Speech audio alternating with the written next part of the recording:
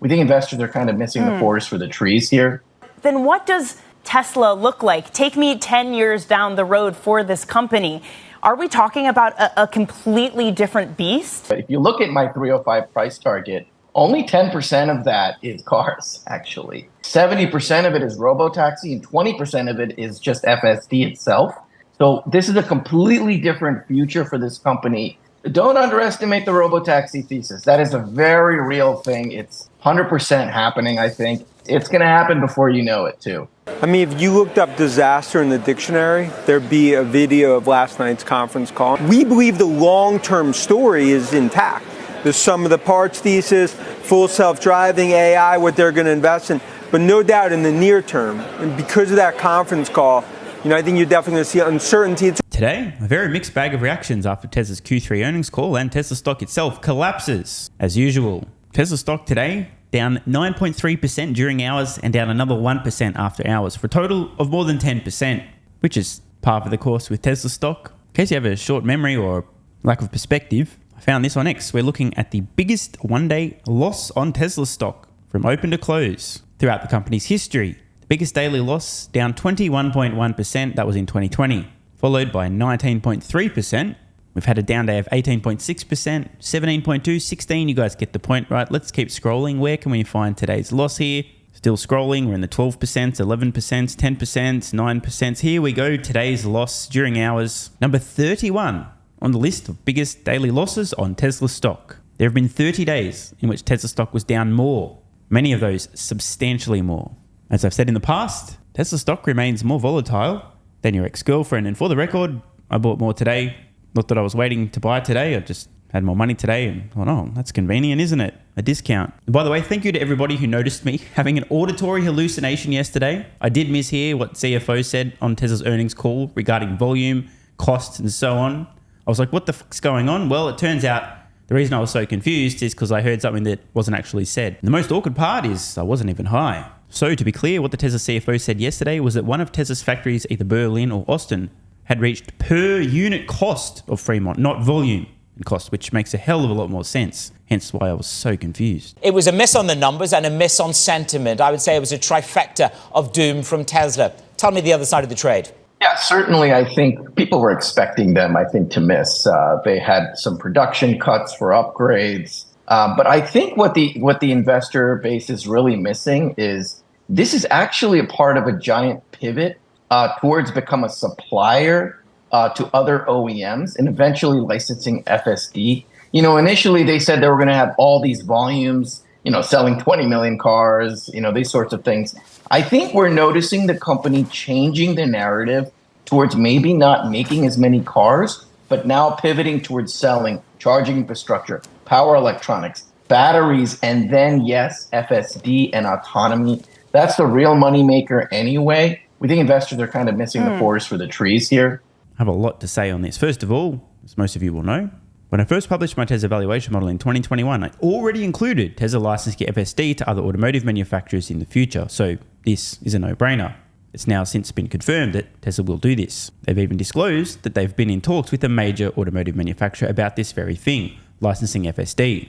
And one of the noted exceptions, as in it might happen, probably will happen, but it's not yet included in my valuation model, also from day one, was Tesla licensing batteries to other automotive manufacturers, but only after they can meet their own needs, which is going to be a while.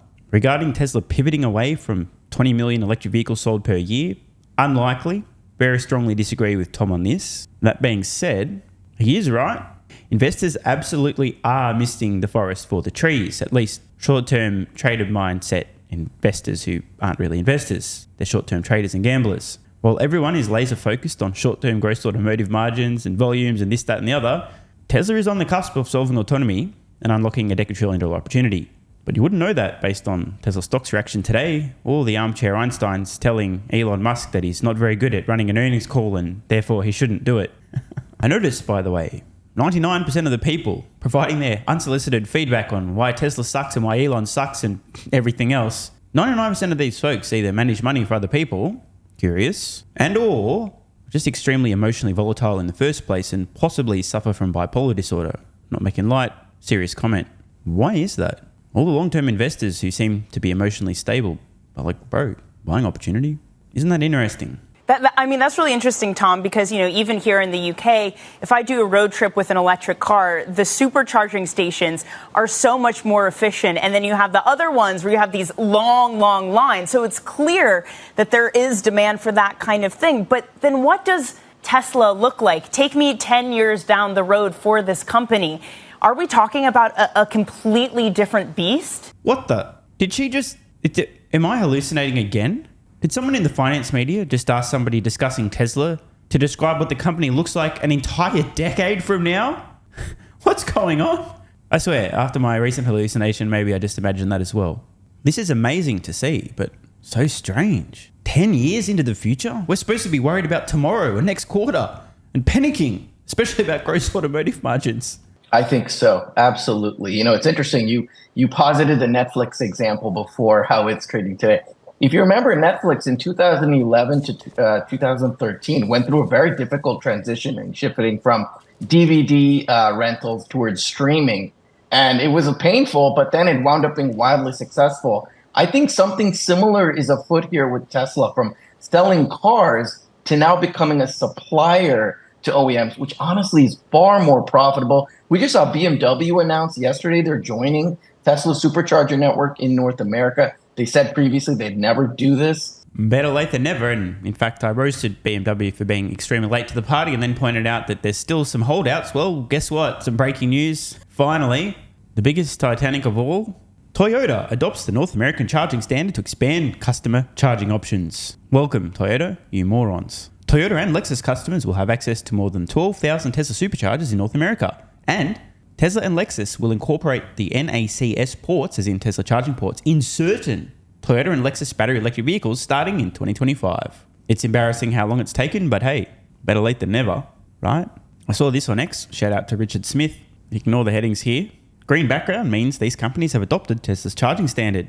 Red, not yet. Notice, we've got Ford/Lincoln. And by the way, the bubbles here are brands and sub-brands all owned by the same entity. So Ford and sub-brands, GM and sub-brands, Volvo, Lotus, Polestar, Mercedes, Jaguar, Land Rover, Nissan, Mitsubishi, Honda, Acura, Hyundai, Kia, Rivian, BMW, Rolls-Royce, Mini, Toyota, Lexus, Suzuki, Subaru, some of the holdouts. You do have to ask yourself, what the hell are VW doing? What is Stellantis doing? I mean, hello?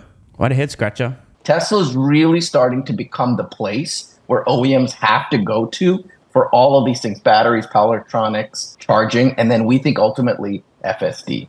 What would that do to valuation? I'm looking back here on a 5-year chart. $412 is where it is. Why not say to the market, actually, I'm going to carve out this auto production unit and I'm going to have a I am a tech manufacturing supply chain company. With that hives off what is a car company and gives you a tech company. Does that re-engineer the value quicker to $305? Would his ego let him do that? That's the question that goes in the back of my mind. Yeah. Well, you kind of need the cars as a proof of concept, right? To see FSD, to see the technology firsthand. So it's really a proof of concept today. But if you look at my 305 price target, only 10% of that is cars, actually. I have, 70% of it is robotaxi and 20% of it is just FSD itself. So this is a completely different future for this company. And for what it's worth, my Tesla fair valuation, especially in the later half of this decade, the slice that automotive makes up of that entire valuation is a speck relative to everything else, in particular FSD, the software component. Now, that being said, does anyone know the number to report a Wall Street analyst for breaking the rules? Because clearly Tom is putting things in his spreadsheet that he's not allowed to because they don't yet exist, and that's illegal on Wall Street. So who do I call to get him fired or reprimanded? Anyone know? You need the car as the proof of concept. As far as separating these businesses out, maybe that happens in the future. But really what they need to do is show that take rate of FSD, how profitable it could be, and then in the future, the robotaxi promise. That's ultimately what he talked a lot about in the call last night. And I think that's really ultimately going to solve this whole jigsaw puzzle. But can I ask you, the one thing that I was fascinated about is the robot. I'm going to need one of these in later life. Now, I think this is the thing. It's going to be able to do yoga, apparently, next year, the robot. What portion of robotics, on a slightly more serious valuation note, will robotics play in this company? I'm definitely hallucinating, right? They didn't just ask seriously about Tesla's humanoid robot and how that would contribute to Tesla's future valuation. I need to replace my water filter. I'm obviously tripping balls. Somebody's put something in the water supply here. That didn't just actually happen, did it? I mean, today, I'm not giving any credit for it right now. I think that's a call option to the future. That's an Elon project currently, but Elon projects in the past have wound up being wildly profitable. So today, I don't include it in my valuation, but don't underestimate the robotaxi thesis. That is a very real thing. It's 100% happening, I think. It's going to happen before you know it, too. Once again, I find myself in agreement with Tom. Most of you will know by now, when I first published my Tesla valuation model back in 2021, I had the first Tesla robotaxi fair taking place somewhere on Earth in 2024, as in late 2024. Again, if you've got the original copy, you can go fact check me and see exactly how many robotaxis will be operating by the end of the year. Not many. And while that estimate in terms of the timing has not changed, my confidence in that estimate has massively increased, especially after the recent end-to-end FSD demo. Now, I personally think that late 2024 is sooner than most people think. Of course, I could be wrong. I probably will be wrong. Just how wrong will I be? The bigger question is, when do most people, most analysts expect Tesla robotaxis will awaken? Because when they do, look out. I mean, if you looked up disaster in the dictionary, there'd be a video of last night's conference call. And I think the problem is that the street wanted to get details. Have the price cuts ended? Where does the gross margin outlook look? What does demand ultimately look into 2024? And instead, it was really Musk put on his macroeconomist sort of hat. And that's not what the street wanted. So, Dan suggesting that Tesla's earnings call was a, quote, disaster. Why? Because big bad Elon Musk didn't give Wall Street what Wall Street wanted, just like how Tesla didn't give consumers what consumers wanted, which were internal combustion engine vehicles. Of course, I do understand his point. The Wall Street Poindexters wanted some numbers to put in their spreadsheets, daddy to hold them and say everything's going to be all right. But instead, Elon Musk is talking about the challenges for epic Cybertruck, the extremely difficult economic situation, insane interest rates, concerns about rates being still high in the future or even higher. Probably unlikely, but you never know. In short, Elon Musk was honest and transparent and clear, and Wall Street wanted bullshit, deception, lies, and a false smile. May I suggest, Wall Street, you might find those things on a GM earnings call, but Tesla tells it like it is. With lack of details, and ultimately it was a somber note for, especially when it looks at Cybertruck and you look at the margin outlook, and I think the long-term thesis is still there, but with no rose-colored glasses, I mean, this was definitely what I'd call a disaster. Would you expect anything different from a guy who runs a company whose goods are 90% financed? Right? I mean, that's the automobile. Yeah. Now, look, there's no doubt that that's something that's helped him and now hurts him. But Carl, I think the big issue was really around the price cuts, because as you've seen the price cuts, there was a view that it would start to end by this point. And ultimately, by having the door open and also by losing your CFO, that was, I think, a huge part of the credibility, investors came off that call last night. I can tell you, institutionally speaking, just a lot more questions, no answers. And I think that's really the frustration, and that's why you're seeing the stock under almost extra pressure because of that head-scratcher conference call last night. Dan, you're one of the biggest bulls on the street. You come here all the time and have talked up Tesla for years, correctly so in many ways. By the way, I'm glad you're here on a bad day, too, but what did you get wrong here? I think what we got wrong in the short term was the price cuts were going to end. Should we tell him about the master plan? Oh, wait, hang on. No, it's a secret master plan. I forgot. Yeah, no, let's not mention that. No more price cuts will ever happen. Tesla's plan is to maintain exactly the same price points on their vehicles and just advertise a lot to sell them at today's prices forever. And you knew the poker move of the price cuts this year has paid off massively. And I think that's really showed from a demand perspective. But that really 95% of the price cuts, I believe, are done. I thought Musk would have put the line in the sand, maybe a few more price cuts, then we're over. Instead, by leaving the door open, I think the communication is maybe what we underestimate even from Musk.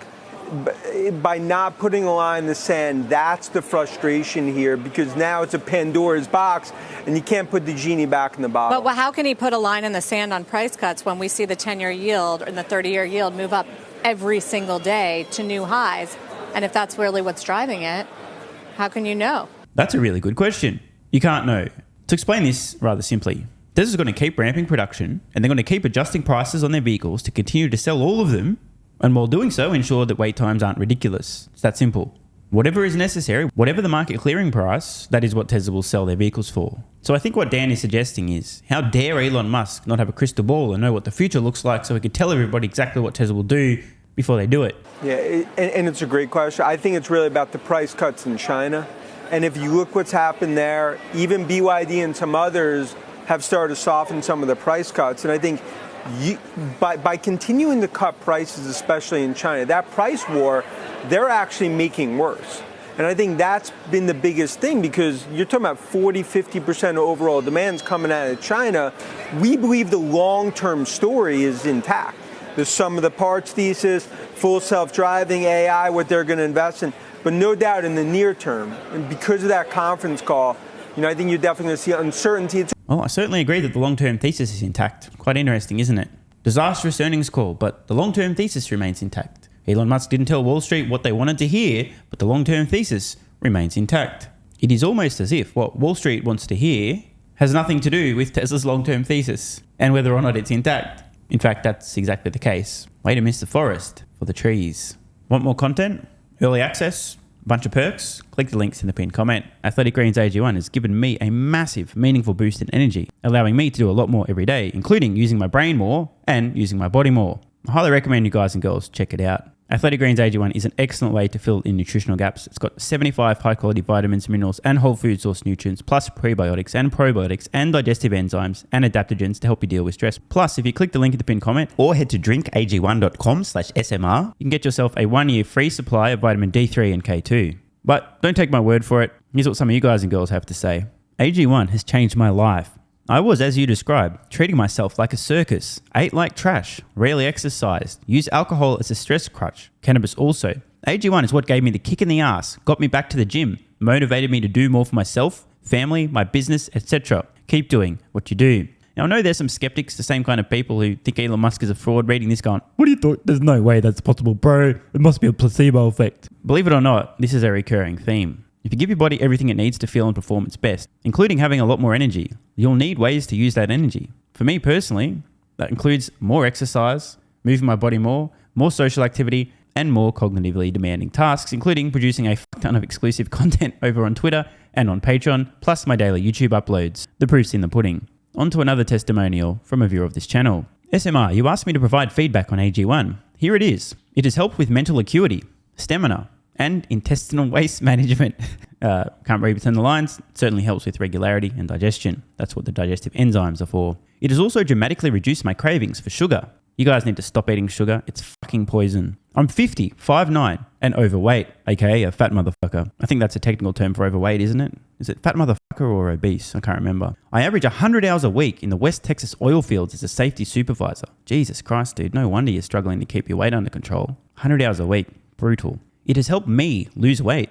It is not an appetite suppressant. It can help fat people suppress cravings, and motivation to be healthier is critical for changing your diet. Love you, brother. Again, this is a great point and something people really don't seem to grasp. If you have more energy, everything becomes easier. It's like turning on easy mode for life. A few years ago, before I was taking AG1, my health was trash. I was struggling to get through the day, had afternoon fatigue. The last thing I wanted to do was either use my brain or move my body. Didn't have the energy. Now, my biggest struggle every day is figuring out ways to use that energy. I'm exercising way more, doing a lot more with my friends and family, and of course, my work output has increased substantially. And you can fact check me.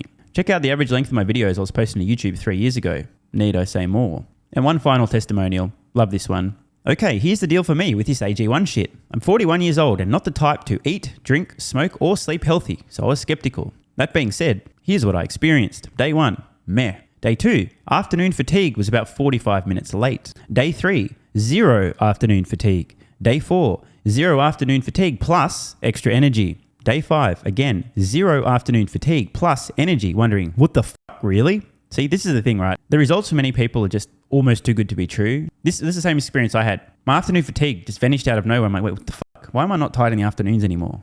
Surely, it's not that AG1 shit, is it? Turns out it was. Day 6 and 7, same thing. Day 8, same thing. Plus, I had the want to get things done around the house that I normally would slack off and not get done. Again, the point, extra energy, you'll need to use it, you'll find ways to use it. Day 9, 10, and 11, and today is day 12. I fucking love it. So however you managed to get me to buy it, I'm so glad you did. Thank you so much, SMR. It really changed me so far. Guys, this shit really works. Just try it. By the way, This is the reason I continue to relentlessly promote AG1. A lot of people get real fucking mad in the comments. Oh my God, snake oil salmon sold out. Oh my God, he's a scammer. This is fraud. But constantly, I'm pretty sure everyone making these comments is also currently short Tesla stock. I'm not particularly concerned about people having a negative perception, those folks suffering from small brain syndrome, still living in my bum's basement syndrome, etc., writing mean comments, claiming AG1's a scam or it doesn't work. I mean, bro, when I get feedback like this is what keeps me going. And remember, there is a 90-day money-back guarantee. There's nothing to lose here. Just try this stuff for a month, and if you don't get these results, get your money back. See, it's a literal no-brainer. It's an IQ test at this point in time. Testimonial after testimonial after testimonial like this. You get your money back if it doesn't work. Just try it for a month, and if it doesn't work, get your money back. Today's the day. It's finally time. Be like this guy who was a massive skeptic, but finally, after 1,000 promotions in a row, caved in, tried AG1, and has results like this. Head to drinkag1.com/SMR or click the link at the pinned comment, and please, let me know how you're feeling in a few weeks' time. Now, if you'll excuse me, time to put my extra energy to good use. I'll be recording some more exclusive content for Patreon and my Twitter subscribers. So click the links in the pinned comment. See you over on Twitter and or Patreon, and don't forget to grab your AG1. Love ya.